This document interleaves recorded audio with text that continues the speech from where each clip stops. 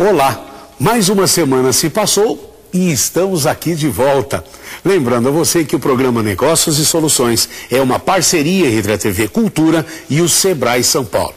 Hoje vamos tratar de um assunto bastante curioso. É possível ganhar mais cobrando menos? Você deve estar se perguntando como é que isso é possível? Qual o mapa da mina, não é mesmo? Bom, mas esse assunto exige a participação dos consultores do Sebrae São Paulo, que estarão com a gente no próximo bloco. Agora, vamos falar sobre um assunto bem delicado para qualquer tipo de negócio. É a contratação dos funcionários. É muito fácil perder dinheiro quando se coloca a pessoa errada para trabalhar na empresa. O Fábio, empresário do ramo de cosméticos, sabe muito bem o quanto essa situação é complicada. Veja só.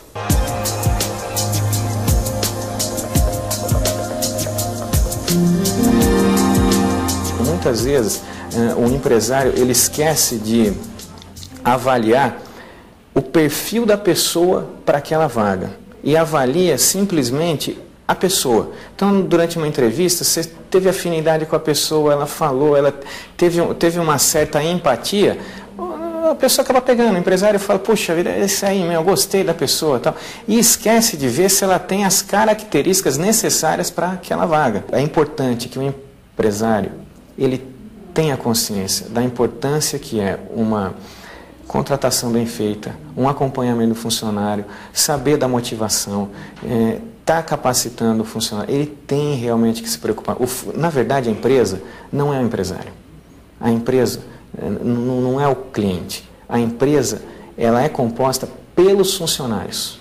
A empresa vai bem se a equipe é boa. E não é o empresário ser bom. O empresário pode ser ótimo, ele pode ser um excelente vendedor, um administrador maravilhoso. Só que se ele não tiver uma equipe de funcionários muito bem treinada, muito bem qualificada, na posição certa, eu garanto para você, isso é um verdadeiro desastre. Eu tive uma pessoa que eu fiz um contrato com ela de 90 dias, quando estava beirando mais ou menos os 70 dias de trabalho, eu percebi que ela não era a pessoa certa. Eu quis dar uma chance para ela, quando fez mais ou menos aí 3 meses e meio, eu percebi, poxa vida, né, um pouco mais de 100 dias, né? Então estava com 90 dias, um pouco mais de 100 dias, eu falei, eu vou mandar ela embora. A hora que eu decidi mandar ela, por causa de 15 dias, eu paguei uma multa imensa. É uma infinidade de contas que, se eu tivesse naquele momento um pouco mais de conhecimento, eu teria poupado a empresa de um desastre financeiro que, para mim, naquele momento, aquele dinheiro era fundamental. Primeira coisa que eu teria feito, antes de abrir um negócio, eu teria entendido profundamente como selecionar, como recrutar, como qualificar, como treinar, como acompanhar, como motivar, como capacitar um funcionário. Tudo tem um fundamento. Então é realmente importante a qualificação permanente, não só dos outros, mas do empresário, principalmente no formato com que ele vai gerenciar a equipe dele. Hoje eu não defino a pessoa, eu defino a tarefa. Quais são as tarefas que vão ser executadas numa determinada função? Para você poder contratar com serenidade, segurança e reduzir ao máximo sua taxa de erro.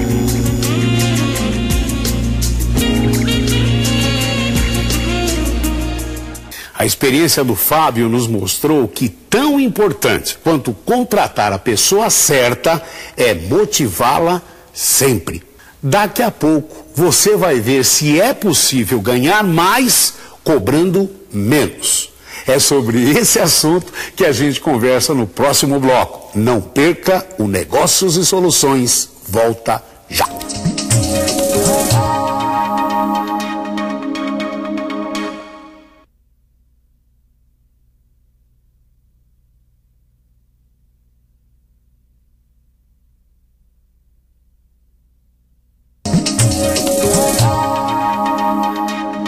Já estamos de volta na companhia do Sérgio Diniz e do Gilberto Rose, consultores do Sebrae São Paulo.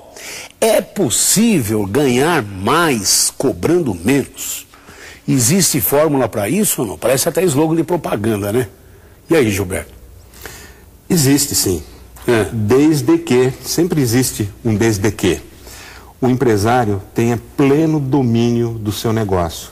porque ele pode incorrer e até, às vezes, e na maioria das vezes, pelo que nós conhecemos, cair numa armadilha. Isto é, reduzir o seu preço, reduzir a sua margem de lucro, porque ele só pode reduzir o seu preço se ele reduzir a sua margem de lucro. Ok?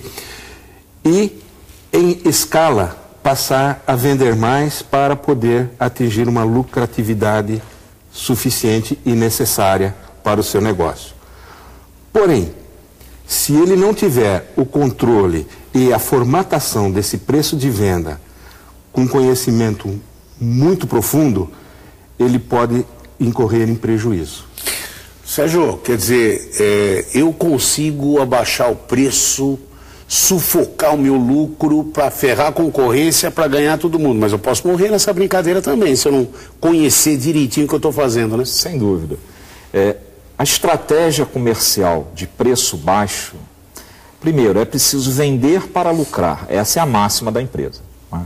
E para ter o preço baixo, eu preciso ter escala, um volume de vendas, tá? Que me permita, apesar do preço baixo, eu ter lucro, ou seja, conseguir pagar todos os meus custos, todas as minhas despesas e ainda ter lucro. É possível nós conseguirmos isso. A fórmula mágica, isso depende do mercado, isso depende da estratégia competitiva da empresa. Essa estratégia, notadamente, é pelo preço baixo.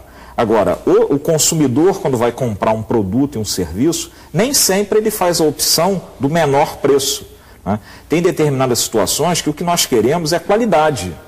Outras situações que é a pontualidade, que é o fator determinante da escolha do consumidor. E existe ainda o padrão de conformidade, quer dizer, o produto poder estar atendendo às especificações daquilo que o consumidor quer. Por fim, a estratégia de ter um menor preço para derrubar a concorrência, o empresário precisa ter muito cuidado.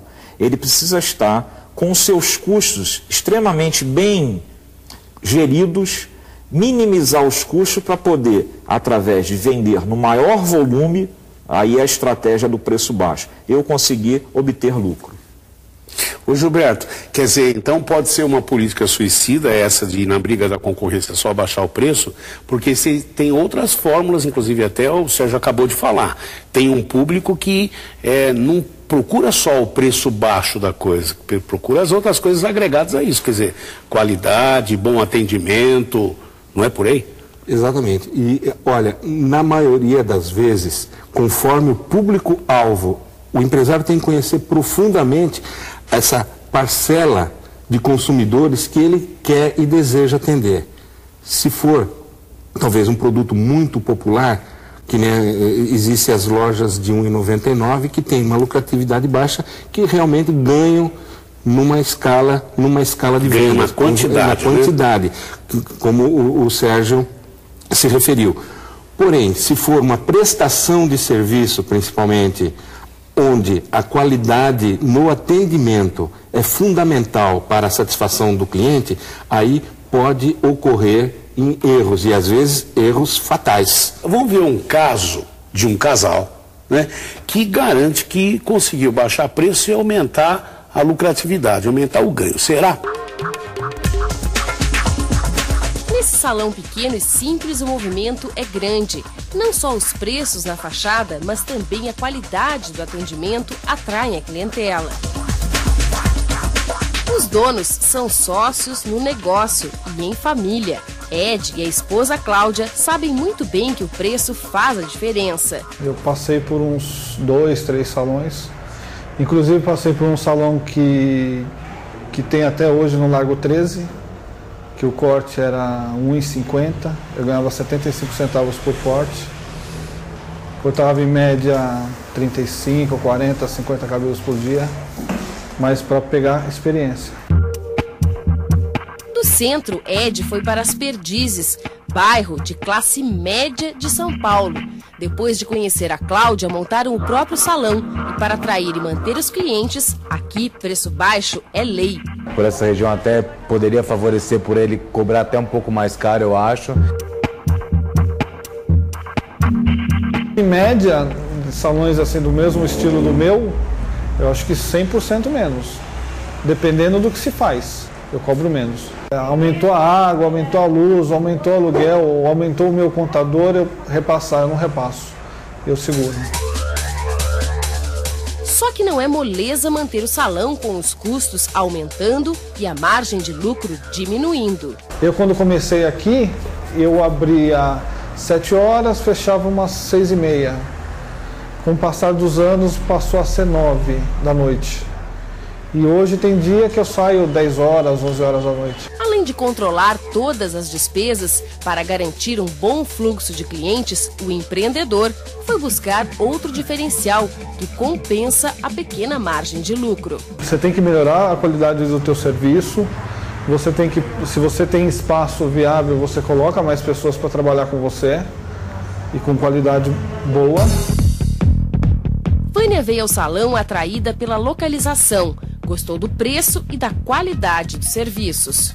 Então aqui é um lugar que une todos esses ingredientes e por isso que hoje eu sou cliente daqui. Outra estratégia para manter o preço baixo é aceitar o pagamento em dinheiro ou cheques. A gente ganha à vista e paga à vista as coisas, então a gente sai ganhando um pouco, né? Tudo que eu vou fazer eu consigo desconto. Só não consigo com aquelas contas tradicionais, conta de água, mas tudo eu consigo. Para todos eu procuro fazer com dinheiro. O resultado é um negócio saudável que já existe há 12 anos. Dá para manter um negócio e ganhar mais cobrando menos? Você acha que você aprova disso? Sim, sim, dá. Desde que você põe a mão na massa. Desde que você execute o que você está fazendo. Se você pagar para executar, você não executar, aí você não consegue.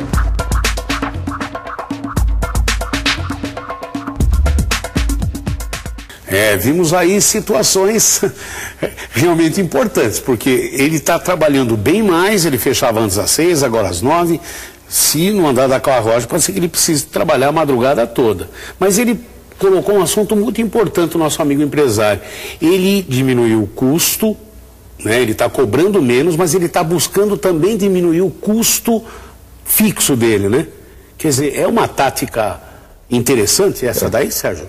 Claro que é preciso, para que ele mantenha o preço baixo, ele tenha o efetivo controle das suas despesas, dos seus custos. O que ele comentou ali, na verdade, foi o seguinte, que apesar do aumento de despesas fixas, ele não está repassando isso para o preço final do produto, do serviço que ele faz. Né? Por exemplo, na atividade salão de cabeleireiro, ele é o próprio negócio. Então, quando ele fala que é preciso ele estar executando, porque isso é que garante a ele o menor custo, mas nós temos que pensar em outras atividades, que não é como um salão de cabeleireiro, que o próprio profissional é que executa aquela atividade, que ele é o próprio negócio. O cuidado a ser tomado é o seguinte, para que eu tenha estratégia comercial de preço baixo, é preciso ter perfeito domínio das suas despesas, procurar cada vez mais manter isso em controle. Por quê? O preço baixo vai requerer que ele trabalhe cada vez mais volume, escala. Com relação à estratégia, né? Porque aí é bem estratégia de comercial.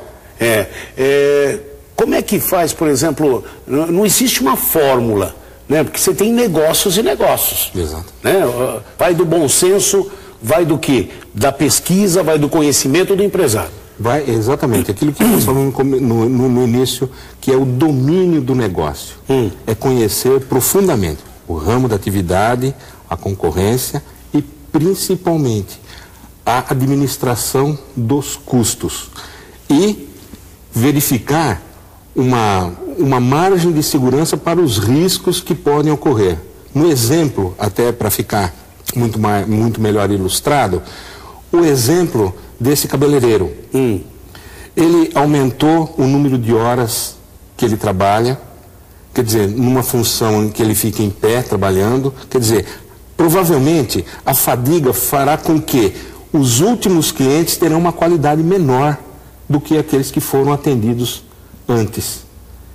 E isso daí pode ser fatal também para o negócio. É a perda da qualidade e não mais ocorrer a volta do cliente. Porque o cliente pode retornar, ir a primeira vez por causa do preço, mas não retornar a segunda vez em virtude da qualidade, que ele foi mal servido. E um detalhe que a gente percebeu também na própria reportagem, que um dos clientes dele falou assim, ele podia até cobrar um pouco a mais que eu voltaria. Quer dizer, então o empresário também deve ficar atento, porque ele pode usar como estratégia para ampliar a sua clientela, por determinado tempo exercer um preço bem mais baixo do que o da concorrência. Sim. Mas, se ele observar, ele pode com o tempo também melhorar um pouquinho esse preço, quer dizer, melhorar, eu digo, aumentar. Olha só, ele tem que ter foco no nicho de mercado que ele quer atuar. Que nicho é esse? Ele segmentar que tipo de cliente que ele pretende atender. Para conseguir isso, através da estratégia do preço baixo, o pressupõe que ele precisa fazer uma administração com controles efetivos sobre as suas despesas, com controle efetivo sobre a produtividade que os seus recursos vão gerar, controle efetivo para evitar perdas e desperdícios, enfim, só ele tendo essa administração mais austera é que ele pode garantir que com menor preço ele consiga, através de uma escala, de um volume, ganhar dinheiro. E você fique ligado, porque vamos agora ao resumo do que rolou aqui de mais importante. Anote aí. Conhecer o seu negócio. Preço baixo exige maior volume de vendas. Não reduzir a qualidade. Controle de despesas e produtividade. Conhecer o seu negócio, Gilberto. É a base do sucesso de toda a empresa. Conhecer principalmente o seu nicho de mercado, aquele público que você quer e pretende atender. E, dentro dos quesitos necessários, qualidade, preço, pontualidade e conformidade é fundamental para que esse nicho de mercado seja bem atendido e que se torne a fidelização desses clientes para a empresa. Preço baixo exige maior volume de venda, Sérgio. Vender mais em maior quantidade para ganhar um pouquinho em cada unidade, mas fazer um grande volume de vendas. Gilberto, não reduzir a qualidade. Exatamente. Significa não banalizar a sua prestação de serviço ou a qualidade dos produtos que você comercializa. Controle de despesas e produtividade. Uma empresa que não tem controle, ela está como Manaus sem rumo. E produtividade são os famosos 3 M's. Quais? Fazer mais com menos e melhor. Esse é o segredo. Aí você teve algumas dicas importantes aí sobre ganhar mais cobrando menos. Que coisa, hein? É possível? Muito cuidado. Obrigado, Sérgio. Obrigado, Gilberto. A gente vai para um breve intervalo e já já estamos de volta.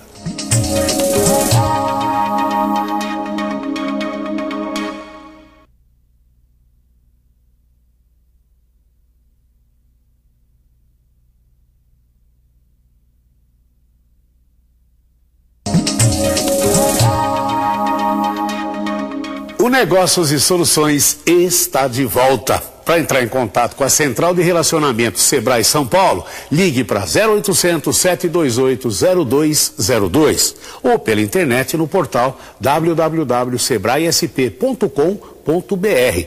Lá você encontra todas as informações sobre os assuntos tratados aqui no programa. Montar um negócio que dê certo e renda lucros é o sonho de 10 entre 10 empreendedores.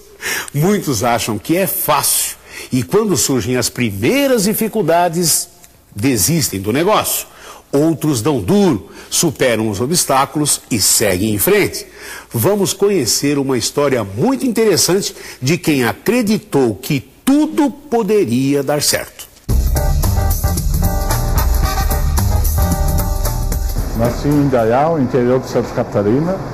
Vim para São Paulo em 1973. Entrei de ajudante numa padaria, ajudante confeiteiro, onde aprendi a fazer doce e salgado.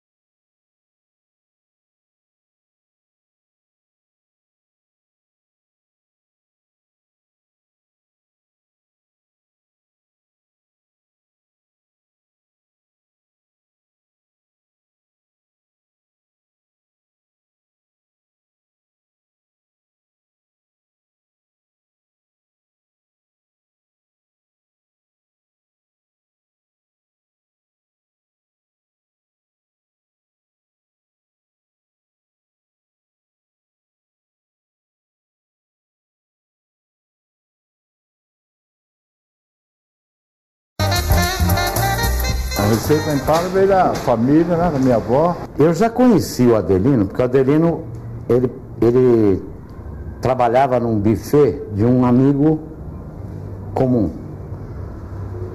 E esse amigo, esse buffet que fez a festa do meu casamento. E através desse buffet que eu conheci ele. E a gente, um dia ele me pediu para ser sócio numa lanchonete dentro do hospital, Santa Cruz, onde a gente fazia a empada lá já. Quando a gente saiu do hospital, nós ficamos na mão. Então existia a minha casa, onde eu morava com a minha família, aqui na Senão Madureira. Então, nós resolvemos fazer um negócio aqui, que era um ponto nosso, né? A gente poderia desenvolver alguma coisa aqui. Ninguém acreditou nisso, que a Senão Madureira é uma via expressa praticamente.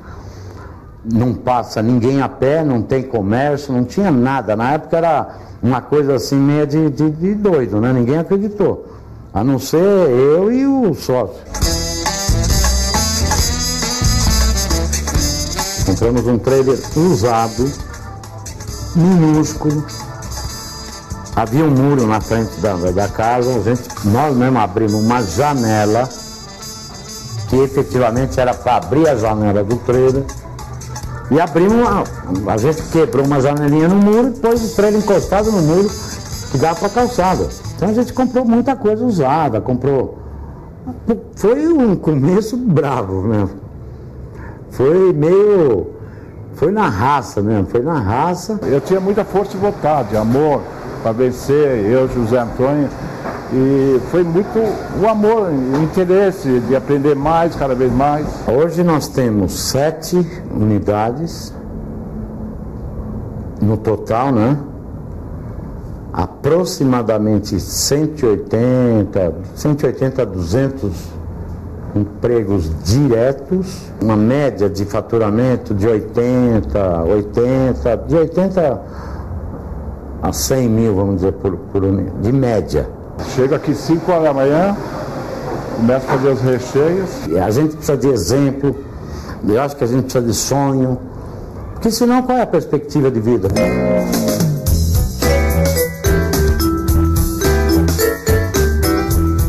Bonita essa história, né? No começo foi uma verdadeira batalha e hoje são 6 lojas espalhadas pela cidade. Pelo jeito, a empada faz muito sucesso. Qualquer hora, eu mesmo vou lá experimentar. Gente, obrigado pela audiência e a semana que vem a gente está de volta. Tchau, até lá.